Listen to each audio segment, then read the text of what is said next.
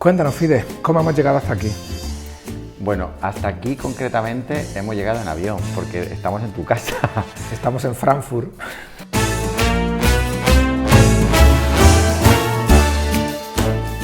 Hola. Hola, ¿Quién es? Fidel Lorite, autor de obras como Pestañas asesinas, Mrs. Carrington, muchísimos videoclips. Alex Hernández, dramaturgo, escritor, traductor de infinitas obras y entre ellas también Mrs. Carrington. Hemos acabado aquí después de un periodo de 2 años aproximadamente de trabajo de escritura, de ideas y de darle muchas vueltas al libro de Mrs. Carrington. Entonces hemos decidido pasar unos días juntos aquí en Frankfurt para darle el toque final. Vamos a rebobinar. Mi primera memoria que yo tengo de Mrs. Carrington la tengo de un personaje aleatorio que a mí se me ocurrió. Después de Pestañas asesinas, cuando terminamos de grabar, que como aquello fue un poco perder el virgo en el audiovisual, no había una historia detrás. No. Quiero decir, existía ese personaje. Bueno, sabemos que tenía un señor Carrington, que era un marido que había muerto y tal, pero podía haber sido su quinto marido. Yo recuerdo a Leona mucho más histriónica todavía que ahora. La recuerdo con parche, la recuerdo con un peinado mucho más cardado. O sea, mi imagen en la cabeza era muy diferente a la que al final salió. Por un poco por quitarnos el gusanillo fue por lo que hicimos ese mensaje navideño en la Navidad de 2008, hace 10 años nada más. Pero todo este tema de las series en internet y todo esto no existía como tal. Mrs. Carrington la grabamos con la primera cámara reflex del mercado que grababa vídeo.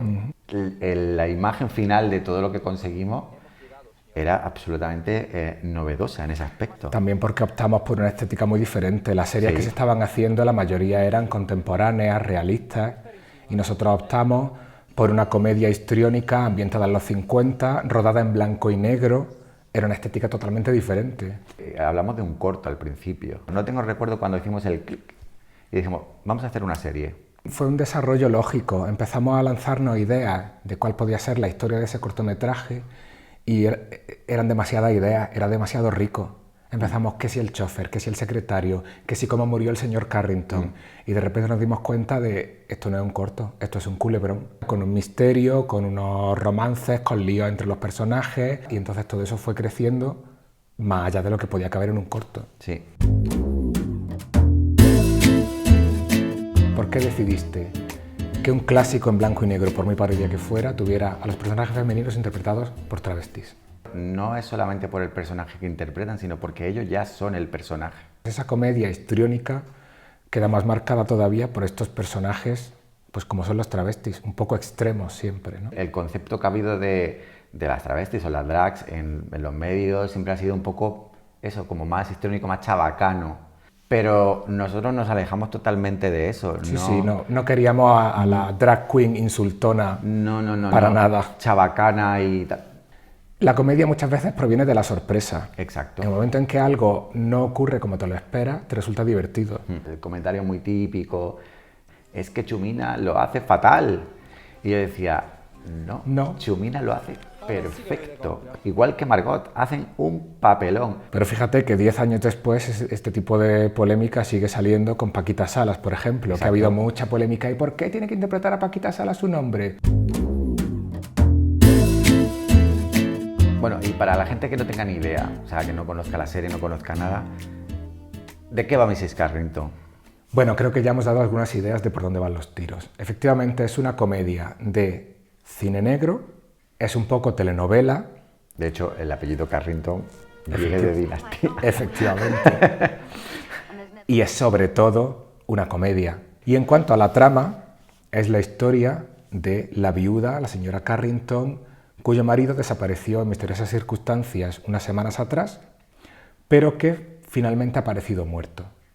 Entonces, ella ha heredado, se convierte en la persona más rica de los Estados Unidos, pero es una persona, es una mala persona. Es una malísima persona. Entonces tiene muchos enemigos que quieren quedarse con su dinero y empiezan las tramas a su alrededor para ver cómo murió Mrs. Carrington. ¿Fue asesinado? ¿Fue muerte accidental? ¿Quién se va a quedar con esa fortuna al final? No tenemos presupuesto, un dinero disponible para vestuario, para contratar localizaciones, etc. Y sin embargo en pantalla vemos vehículos clásicos, vemos lugares lujosos. ¿Cómo conseguiste todo ese tipo de material? A nivel técnico, puramente, yo sí invertí un poco, pues lo típico, en comprar un objetivo, unos focos, las cosas básicas de un rodaje. A nivel técnico, la suerte es lo que siempre se dice, de rodearte con gente con talento es muy importante. Estaba formado por 3 personas. Casi todos los aspectos del rodaje estaban cubiertos por alguien o por A o por B. Tanto vestuario como peluquería, cualquier cosa siempre había un apaño. La verdad es que toda la gente que se involucró en la serie, o sea, es para estarle agradecido de por vida, con todo lo que nos ofrecieron. Fue una cosa muy versátil y a lo mejor improvisamos con cosas ridículas. Os voy a poner un ejemplo muy práctico. El vestuario de Margot, o sea, el vestuario de Leona Carrington, es un Frankenstein absoluto de retales de vestidos, guantes de disfraces, perlas falsas. Es todo un despropósito, pero el cine es todo mentira. Quedó muy vistoso en cámara. El coche, por ejemplo, que aparece en la serie, que es un Pontiac de 1950, uno de nuestros amigos tenía ese coche. Nos lo ofreció sin ningún tipo de problema. No solo tenía ese coche, tenía el vestuario. Exacto. Y fue el chofer. Y fue el chofer. O sea, el chofer de la serie es el dueño del coche. El primer vestido de la querida era prestado, ¿puede ser? No era hecho por nosotros, era un vestido que le prestaron y luego le encargamos a un chico que nos hiciera un vestido y nos hizo uno, nos lo regaló porque era para la prohibida y le apetecía hacerlo. Leona, por ejemplo, tuvimos otro traje que nos hicieron maravilloso de los años 50 para la segunda parte de su trama, que no puedo decir porque sería spoiler, y pues nunca lo usamos, yo lo tengo guardado todavía. Ahí es donde ha jugado mucho el ingenio, porque cogimos un sitio que es una coctelería que es en Granada, que la verdad es que está súper bien decorada. Es un solo espacio, la coctelería solo tiene una sala, pero se convirtió en muchos sitios de la mansión Carrington. En ese lugar, prácticamente en cada esquina, inventé una habitación de la mansión. No es muy grande tampoco, o sea, es una cosa muy pequeña. Sí, había una pared concreta que se usaba como pasillo, como zona de paso cuando Lorenzo se cuela en el dormitorio de Leona. Cuando habla Leona con la querida por primera vez, que se supone que la busca por la casa, pues la casa es ese... Es pasillo. Es ese trocito de la coctelería, no hay más. A medida de que crecía la popularidad de la serie, la verdad es que se nos fue haciendo más fácil encontrar sitios nuevos. Pues el manicomio pues fue un centro que nos cedió el ayuntamiento. La Diputación de Granada, creo. Para grabar unos episodios que sucedían en un plató de televisión, pues la televisión local de Granada nos cedió un plató de televisión. El jardín de Leona pues son los jardines de la Alhambra. Es que es así de sencilla. Como los sitios en los que íbamos estaban muy bien decorados, no hemos tenido que hacer atrezo para convertir el escenario en algo de los 50. Cogimos un teléfono como Luego, este. con el tiempo, hablabas tú de vestidos que se han quedado aparcados. Yo con el tiempo he ido consiguiendo más teléfonos antiguos que aquí en Alemania se encuentran con algo más de facilidad, que no han llegado a usarse en la serie. No, creo que solo usamos uno negro. Uno. Y ya está, nada más. Una cosa que le podrías contar tú, que es lo del parche. A veces es más fácil encontrar un coche de los años 50 que un parche para el ojo. Pero porque las cosas vienen solas. Las cosas más sencillas pueden ser las que dan más problemas. Empezó siendo la voz misteriosa, hablando de los recursos de los que disponíamos, como yo no estaba presente físicamente allí. Persona que llama por teléfono en el capítulo 1, ya sabíamos su nombre, ya sabemos quién era. Ese personaje iba a aparecer tarde o temprano en pantalla. Bueno, pues efectivamente, hubo que ir de farmacia en farmacia y de ortopedia en ortopedia intentando buscar un parche. Total, al final me lo tuve que hacer yo. Aquello durante el rodaje se me caía continuamente. Cuando ya sabíamos que no se iba a rodar la segunda temporada, entonces fue cuando por fin encontré un parche y ya lo tuve que comprar. Lo vamos a estrenar ahora. ¿Te lo quieres probar, Fidel? Porque está nuevo. Parche para ojo. que si me lo pongo yo es un spoiler. Yo te veo muy bien, sí. Sí, yo me lo veo como para salir y todo. No sé, estoy seguro si es de este ojo, o de este, o de otro ojo. O de otro. O de otro ojo que no tengo a la vista. Para todos puede valer. No lo sé. Es cuestión de adaptarse, hay que ser adaptable. Sí, me lo voy a dejar puesto así para que haya poco racor en la entrevista. Hubo otra cosa que pasó cuando estabas rodando con Alaska. Yo estaba muy ilusionado. Además, Ya sé por dónde viene esto. porque ya sabíamos que la Divina la iba a interpretar Alaska y estaba muy ilusionado de oírla interpretar las frases que habíamos escrito para ella. En esa escena se utilizaba una baraja de tarot preciosa que se conoce como el tarot de Crowley. Aquí tengo una copia que no fue la que se usó en el rodaje. Os voy a enseñar así un poquito. Me voy a quitar el parche porque es que es incomodísimo. Yo lo siento la gente tuerta, pero no sé cómo lo hacéis para poder llevar un parche. Aquí esta es la muerte, por ejemplo. Te las presté para ese rodaje. Porque Alaska echa las cartas en el rodaje. Porque Sí. es una lectura de cartas que nosotros nos documentamos para que fuera real lo que estaba leyéndole a Leona. No inventamos, los amantes, pues esto es que te va a tocar la lotería. No. Cuando tú le enseñaste estas cartas a a Alaska para el rodaje, y Alaska es así, dijo, pero esta preciosidad, ¿esto qué es? Y dijo, joder, qué bonitas que son. Y yo dije, yo no sabía primero como ella no lo conocía. Entonces, pues nada, pues le digo, bueno, cariño, ya que has venido por voluntad, pues te las regalo, te regalo las cartas. ¿Cómo que le has regalado mi baraja de cartas? Eso me dio muchísima rabia. La serie, de hecho, fue creciendo. Si la ves hoy, yo noto continuamente una subida de todo, de calidad técnica, porque cada vez contábamos con mejores micrófonos, con mejores focos. Por lo que tú dices, poco a poco íbamos comprando con nuestro dinero un poco más de material. Tenemos más experiencia con los guiones, cada vez tenían más ritmo. Cogemos más confianza con lo que estábamos haciendo, las tramas cada vez iban más complicadas. La serie siempre va a más. Y también se nota nuestra pericia en el desarrollo de la misma. La serie también la montábamos nosotros y todos los efectos digitales lo hacía yo. Nosotros no lo guisábamos y nos lo comíamos todo. Sí, fue un proceso de aprendizaje. Las cosas se ralentizaban porque teníamos una necesidad, pero había que cubrirla. Claro. O a veces teníamos un recurso disponible, un sitio donde rodar, y había que escribir algo para utilizarlo y aprovecharlo. Yo Exacto. tampoco estaba acostumbrado a escribir unos guiones y que se rodaran sin mi presencia ni mi intervención. ¿Y cómo te hace sentir eso, Alex? Pues ya sabes cómo funcionan estas cosas, porque tú también lo has hecho. Hay cosas que escribes con una imagen en la cabeza y luego la ves en pantalla y dices, esa frase yo la oía en mi cabeza de otra manera. En la mayoría de los casos dices, ¿qué punto más bueno le han dado? En total, la primera temporada creo que tardó año y pico. Sí, creo que fue unos 14 meses. Aproximadamente. Y cuando cerramos esa primera temporada, pues tuvimos unos meses de descanso para decir, venga, ahora vamos a planear la segunda y esta vez lo vamos a hacer mejor.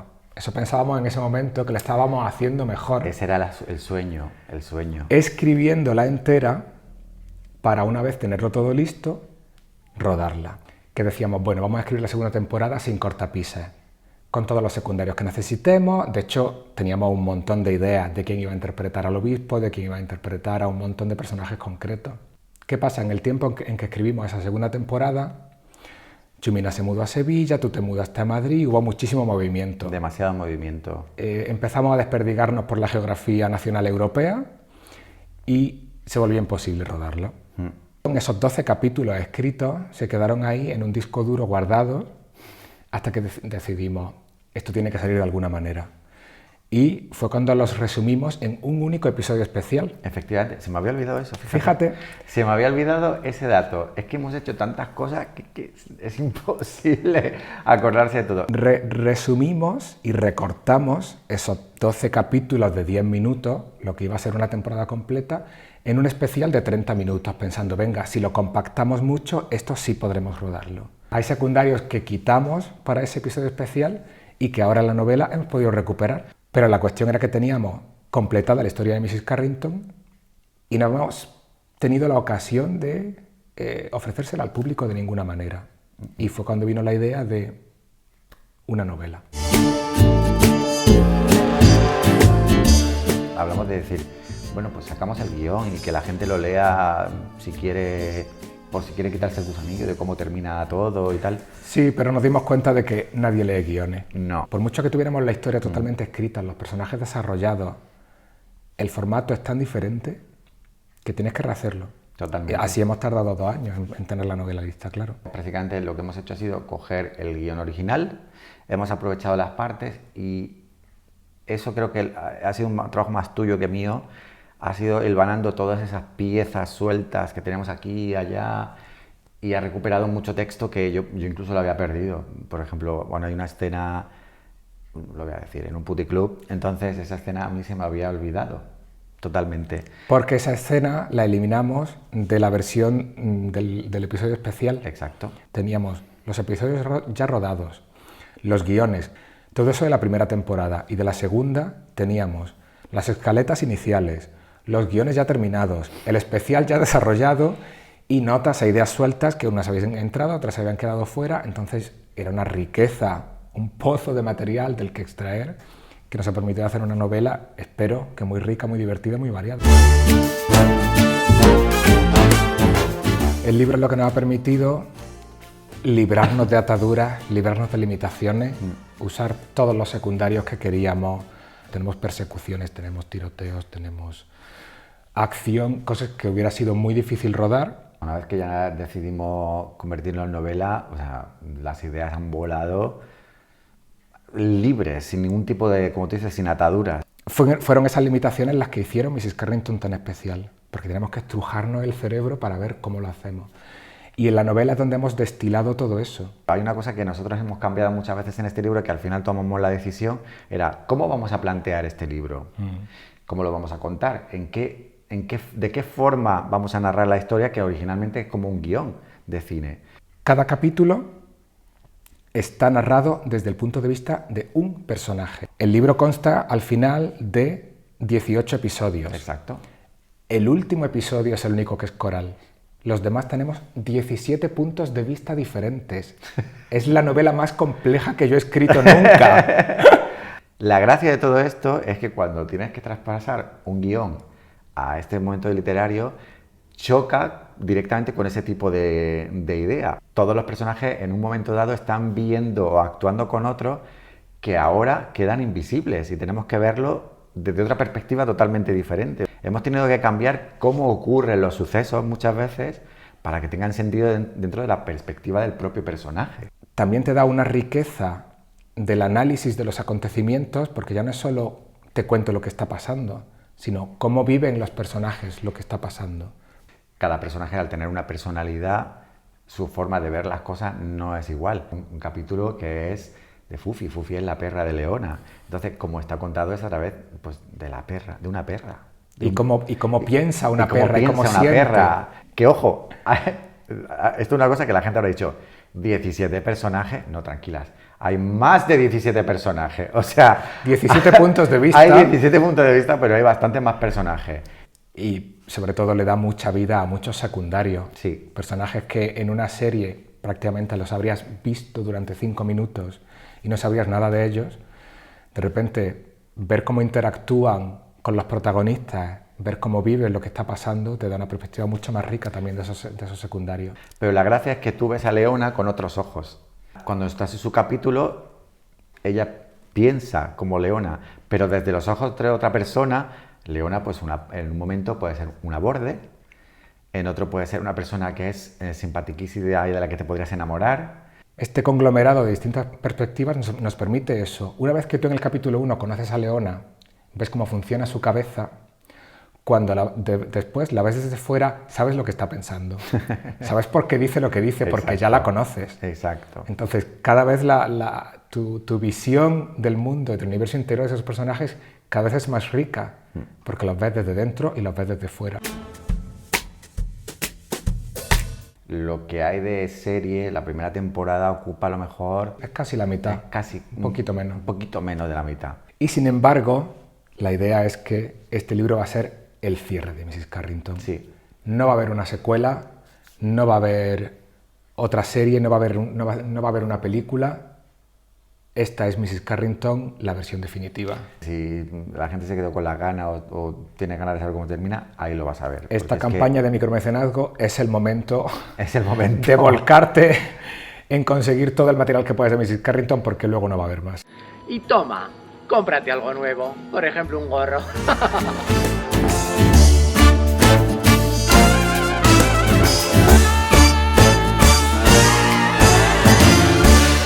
Bien, ¿no? No nos hemos liado mucho. No. Está bien.